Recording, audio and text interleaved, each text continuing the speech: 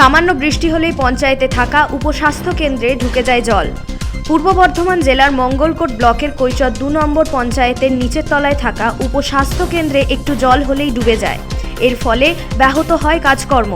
আগে পঞ্চায়েতের নিচের তলা বর্ধমান কাটোয়া রোড থেকে উপরে ছিল। এখন মেন রোড এবং আশপাশ উঁচু হয়ে যাওয়ায় জল ঢুকে গেলে বাইরে বের হয় না। এর ফলে পঞ্চায়েত ও স্বাস্থ্যকর্মীদের সমস্যায় পড়তে হয় বলে অভিযোগ। কৈচর 2 নম্বর পঞ্চায়েতের তৃণমূল কংগ্রেসের অঞ্চল সভাপতি রাঘব চন্দ্র ঘোষ এদিন বলেন, পঞ্চায়েতের নিচের তলায় উপস্বাস্থ্য কেন্দ্রের কাজকর্ম পরিচালিত হয়।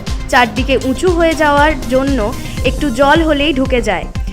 বৃষ্টি কমলে পাইপলাইন করে জল বের করার ব্যবস্থা করা হবে।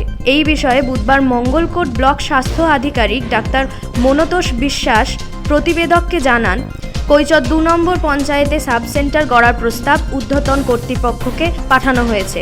বরাদ্দ এলে আলাদা বিল্ডিং তৈরি হবে। গোটা বিষয়টি খোঁজ নিয়ে দেখা হচ্ছে। ক্যামেরায় মনিরুলের সঙ্গে কুতুবুদ্দিনের রিপোর্ট, পূবের কলম ডিজিটাল।